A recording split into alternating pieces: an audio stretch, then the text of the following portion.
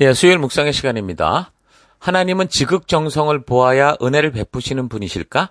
하나님은 지극정성을 보아야 은혜를 베푸시는 분이실까? 자, 이런 제목으로 또 오늘 말씀 함께 나누겠습니다. 지금 우리는 예수님께서 그리스도 메시아로 이 땅에 오셔서 십자가에 죽으시고 부활하심으로 새 언약을 성취해 주시면서 그 성령 하나님께서 예수 그리스도의 역사로 세우신 그 하나님 나라 백성들을 세워가시는 그 과정을 통해 생겨난 이 교회들의 초기 성장 과정을 살펴보고 있다고 볼 수 있습니다. 자, 그래서 우리도 그렇게 예수 그리스도의 사랑과 하나님의 은혜로 하나님 백성된 성도로서 하나님께서 세우신 교회임에도 하늘의 백성들로 부름을 받은 사람들이 존재하는 교회임에도 많은 문제들이 발생하고 있다는 것과 그런 문제를 해결해 가시는 하나님의 방법을 잘 살펴봐야 된다는 거죠. 그래서 하나님의 자녀가 되는 일에 있어서 아주 굉장한 실력이 있어야만 자격을 얻는다면 어쩌면 교회는 굉장히 고차원적인 곳이 되었을 겁니다. 그러나 하나님의 자녀가 됨에 있어서 오직 하나, 그러니까 하나님의 그 은혜와 그 은혜를 받아들이는 믿음뿐이기 때문에 교회 안에는 정말 여러 가지로 형편없는 그런 존재, 그런 사람들이 모여들게 되죠.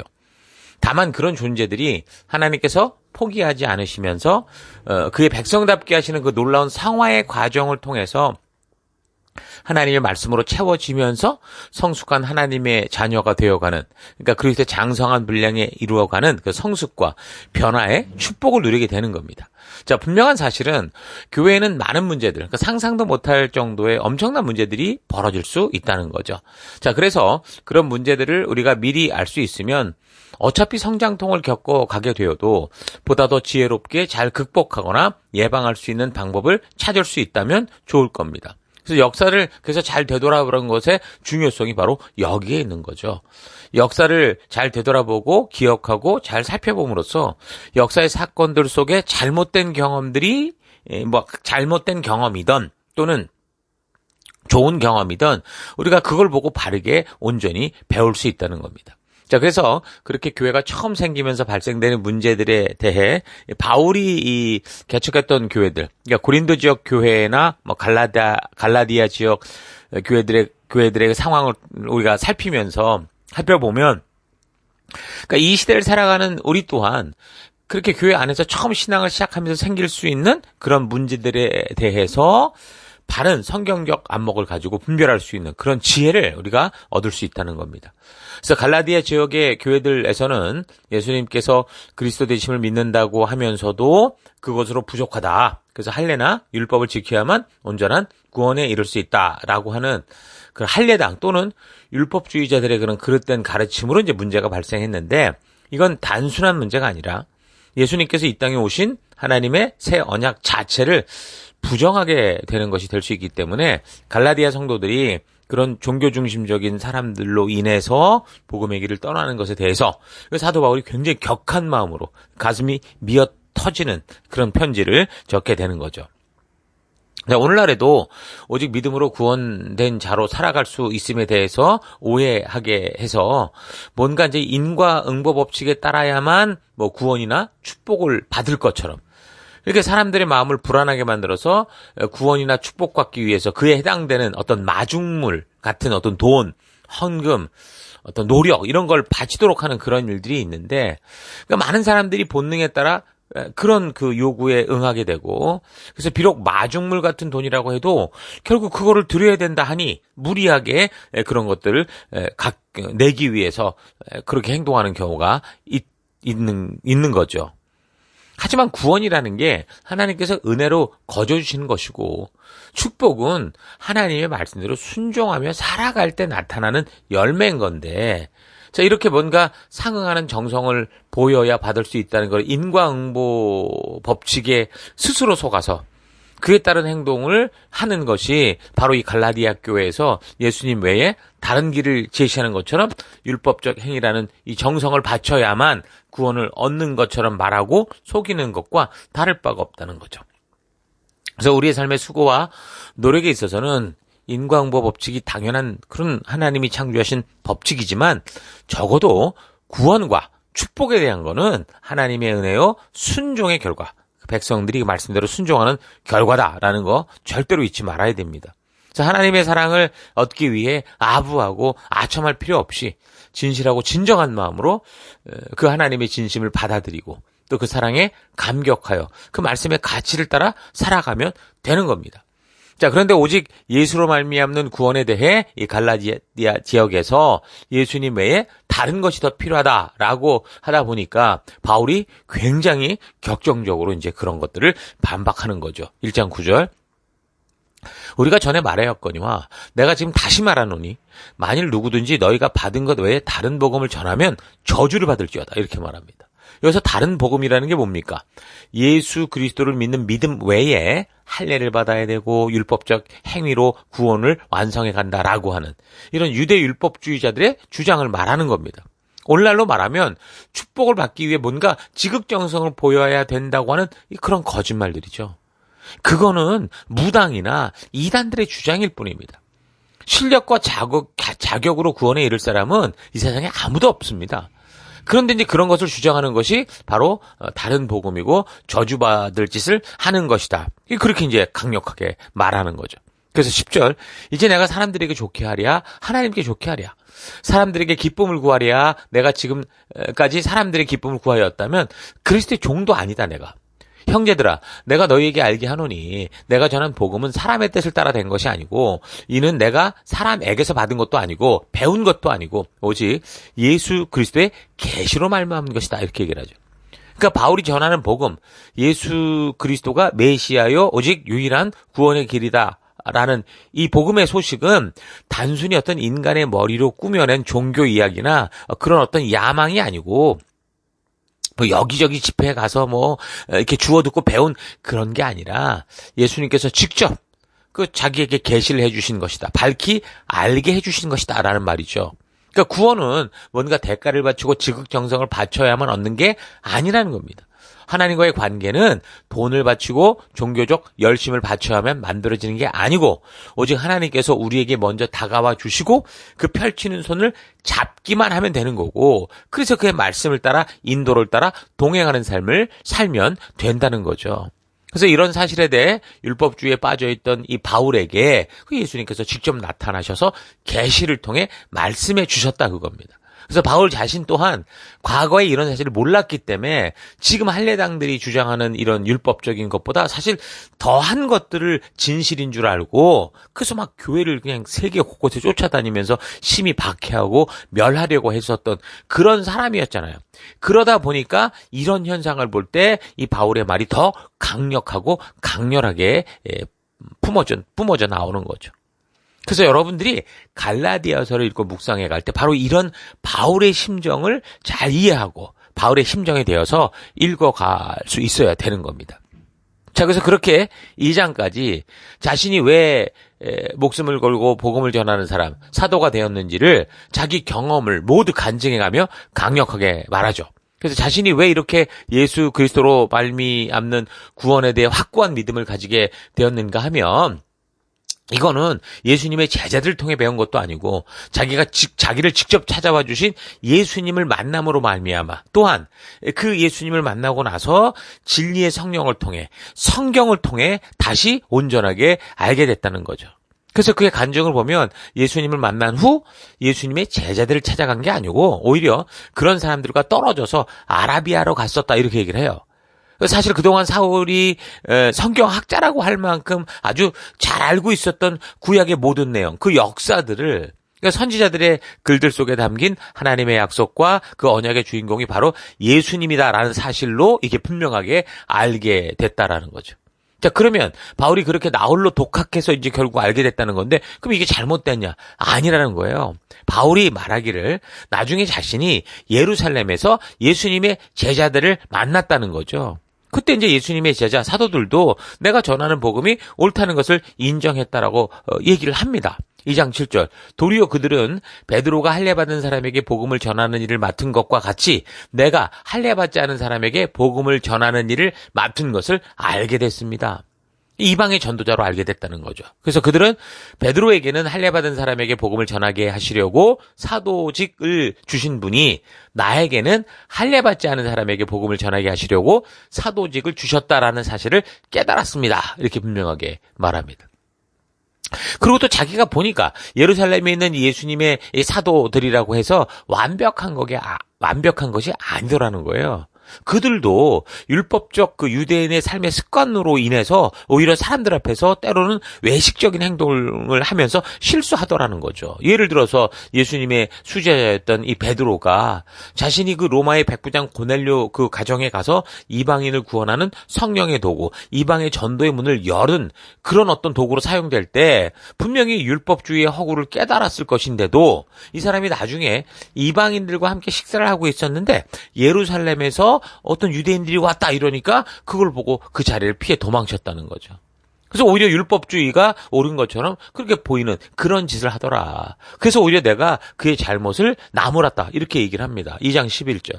그런데 게바가 안디옥에 왔을 때 잘못한 일이 있어서 나는 얼굴을 마주보고 그를 나무랐습니다. 그것은 게바가 야고보가 보낸 사람들이, 그러니까 예루살렘 교회에서 보낸 사람들이 오기 전에는 이방 사람들과 함께 먹다가 그들이 오니까 할례받은 사람들을 두려워해서 그 자리를 떠나 물러난 일입니다.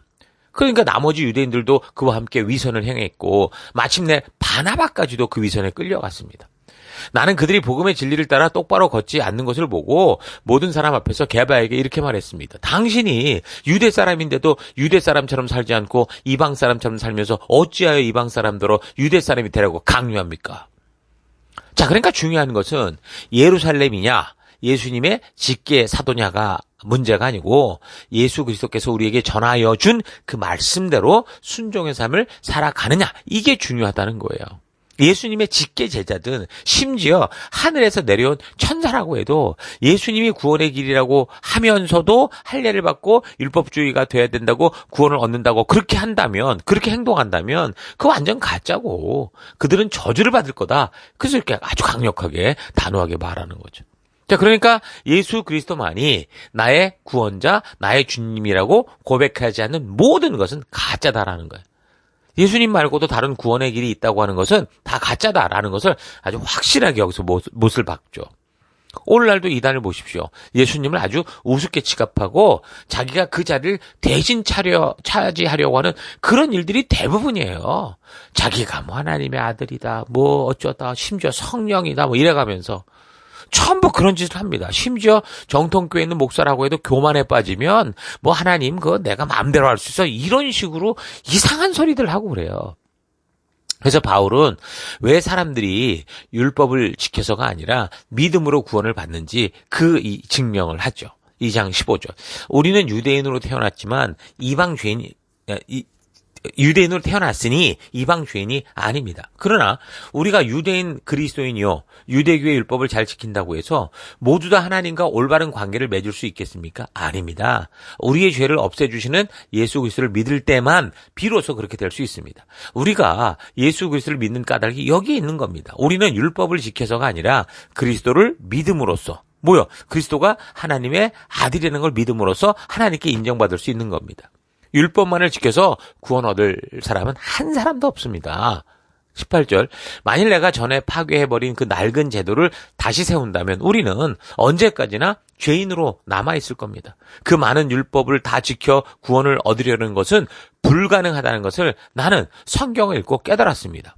그러니 그것으로는 하나님의 은총을 결코 입을 수 없지 않겠습니까? 나는 그리스도를 믿음으로써만 하나님께 인정을 받는다는 사실을 알게 되는 겁니다.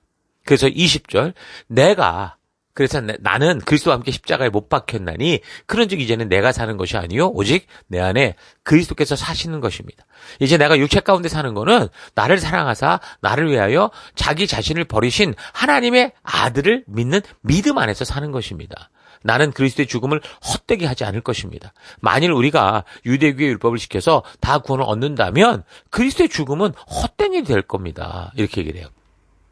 자신이 과거에는 잘 몰라서 자기들이 연장자보다 더 심각하게 빠져 믿던 그 율법주의 함정에 거기서 이제 겨우 살려놓은 이 생명들이 또다시 거기를 빠져들어가게 되니까 하나님의 가슴 찢어지는 그 마음과 다시 이 종교 지옥으로 막 가려고 하는 이런 걸 보니까 바울이 그런 갈라디아 성도들을 보면서 애가 타서 절규하는 거. 이게 지금 이 갈라디아서의 내용인 겁니다. 그래서 우리는 갈라디아서를 읽을 때 이런 바울의 심정을 먼저 읽을 수 있어야 되고, 이 바울의 처절한 심정을 통해 절규하는 이 하나님의 또 안타까운 마음과 그 눈물을 우리가 볼 수 있어야 되는 것 잊지 마십시다. 그래서 오늘 하루 구원이란 우리 하나님께서 은혜로 거저주시는 것을 믿음으로 받게 된 건데, 인간들의 기본 심리인 그 인과응보적 사고로 말미암아 하나님의 진심을 오해하고 뭔가 구원의 확신을 얻기 위해 자꾸 종교적으로 더 정성을 바치고 열심을 보여야 되고, 그래서 하나님의 진정한 뜻을 알아가는 말씀을 온전히 알려 하는 게 아니라 교회당 안에서 자꾸 뭔가 봉사와 일과 종교적 행위들을 부지런히 해야 된다라고 생각을 하고 있지는 않은지 좀 스스로 되돌아보기를 바랍니다. 율법은 분명 하나님의 자녀된 자들이 삶의 유일한 가치로 삼고 살아가야 되는 하나님의 법도와 규례가 맞습니다. 그러나 이미 예수님으로 말미암아 성취된 것들이 있는데, 또한 율법의 의도 자체가 구원의 길을 말하는 게 아니고, 구원받는 방법을 말하는 게 아니고, 하나님의 백성된 자들이 이 땅을 살아가는 동안 하늘에 속한 백성으로 살아갈 길, 그래서 하나님께서 준비하신 축복을 누리는 길, 하나님 나라 백성들이 이 땅에서 살아갈 그 삶의 가치를 알게 하는 하나님의 진심이 담긴 마음이라는 거죠. 그래서 하나님의 은혜로 구원을 받은 백성들이 이 어두운 세상 속에서 빛을 잃지 않고 하나님 나라 백성답게 살아가게 하는 하나님의 사랑의 편지가 바로 말씀, 율법인 겁니다. 그래서 예수 그리스도만이 하나님께로 가게 하는 유일한 길이고 진리요 생명이 되는 거죠. 그 외에 다른 길이 없습니다. 그래서 우리는 예수 그리스도를 온전히 만날 수 있어야 되는 거예요. 예수님께서 어떤 일을 하셨고 무엇을 말씀하셨는지를 온전하고 바르게 알아야 됩니다. 그 예수님께서는 당신이 하는 모든 것을 당신의 생각대로 하는 게 아니라고 그랬어요. 나를 보내신 그분의 명을 따라 말하고 행한다 이렇게 말했거든요. 요한복음 12장 49절. 나는 내 마음대로 말하는 것이 아니다. 나를 보내신 아버지께서 내가 무엇을 말해야 되고 또 무엇을 이야기해야 하는가를 친히 나에게 명령해 주셨다. 나는 그 명령이 영생을 준다는 것을 안다. 그러므로 나는 무엇이든지 아버지께서 내게 말씀해 주신 대로 말할 뿐이다. 자, 그래서 우리가 오직 길과 진리와 생명 되신 예수님을 바르게 만나게 되면 우리는 그 예수님의 말씀을 통해서 그리스도 되시고 우리의 주인 되신 예수님을 보내신 하나님의 마음, 하나님의 그 진심을 만날 수 있게 되는 거예요. 단지 십자가에 죽으신 예수만 보고 단지 죽음에서 부활하신 예수만 보는 것이라면, 또한 더더욱 예수를 통해 복을 받는다는 것만 알고 있다면 그건 완전히 빗나간 복음입니다. 우리는 그 그리스도 되신 예수를 통해 그를 보내셨고 우리를 사랑하신 하나님의 마음, 하나님의 진심을 만나는 것까지 가야 되는 거예요. 그래야 예수를 그리스도로 만날 때 마치 사도 바울이 그 다메섹 도상에서 예수를 만나고 난 후 구약의 역사 속에서 하나님께서 보여주시고 약속하셨던 하나님의 진실한 뜻을 제대로 만남으로 예수가 하나님께서 보내신 그리스도 되심을 목숨 걸고 외치게 됐던 것과 같이 바르고 온전한 증인된 삶, 빛과 소금된 삶, 세상에 섞여 보이지 않을 만큼의 누룩 같은 존재지만 결국 이 세상을 변화시키는 하나님의 백성, 진정한 성도의 삶을 살 수 있게 되는 거죠.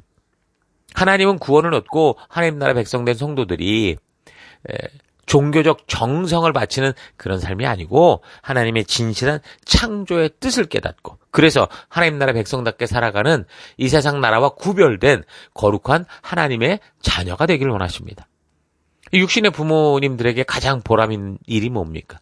우리의 자녀들이 뭔가 비싼 것을 많이 싸들고 오는 게 아니고 저들이 나간 그 세상에서 진정한 인간답게 다른 사람에게 참된 유익을 끼치는 삶을 살아가는 거 아닙니까? 그것처럼 하나님께서도 그의 자녀된 성도들에게 원하시는 것은 저들이 지금 보냄을 받은 삶의 또 곳곳에서 하나님의 자녀답게 하나님 나라의 법도와 규례와 명령의 가치를 가지고 이 어두운 세상에 꺼지지 않는 빛이 되어 살아가는 거예요. 그래서 여러분 각자의 삶의 터에서 최선을 다하는 삶을 우리 살아가도록 하십시다. 다만 하나님께서 거룩하게 구별하여 부르신 하나님의 자녀된 이 정체성 잊지 않고 하나님께서 주신 법도와 규례와 명령의 가치를 따라 살아가는 진정한 소금과 빛이요 거룩한 나라요 하나님의 택한 백성이요 열방의 제사장들답게 살아갈 수 있기를 주의 이름으로 축원합니다. 자, 오늘 하루도 힘내십시오. 잠시 기도하겠습니다. 하나님, 주님이 값없이 주시는 그 귀한 사랑은 정말 하나님께서 각 사람에게 그 사람의 공로가 아니라 값없는 은혜로 주시는 것인데 그 사랑을 얻기 위해 뭔가 상응하는 대가를 지불해야 된다고 하는 인과율을 가지고 사람을 속이고 또한 내 스스로도 그런 논리에 속아서 하나님이 주시는 귀한 진심을 왜곡시키고 변질시키며 살아왔던 것 회개합니다. 하나님이 주신 말씀을 통해 하나님의 진심을 바르게 알아서 하늘 백성의 가치, 말씀의 가치를 따라 살아가기보다 성경은 덮어놓은 채 내가 느끼는 느낌과 체험을 통한 감정을 삶과 신앙의 기준으로 삼고 살아왔던 것 또한 회개합니다. 폭풍 속에서도 검은 구름을 넘어 하늘 위에 태양이 변함없이 비추고 있듯이 하나님은 언제나 변함없으신 진실하신 나의 아버지 되심을 잊지 않고 어떤 상황과 환경 속에서도 믿음의 백성으로 온전히 살아가는 내가 되기를 원합니다. 이 하루가 되기를 원하고 매일의 삶이 되기를 원합니다. 하나님은 꼭 지극정성을 보아야만 뭘 주는 분이 아니고 우리를 이 모습 이대로 사랑하시는 거룩한 분인 거 잊지 않고 오늘 하루도 그런 믿음으로 승리하는 거룩한 한 걸음 한 걸음 걷기를 결단하고 감사드리며 예수님 이름으로 기도했습니다. 아멘.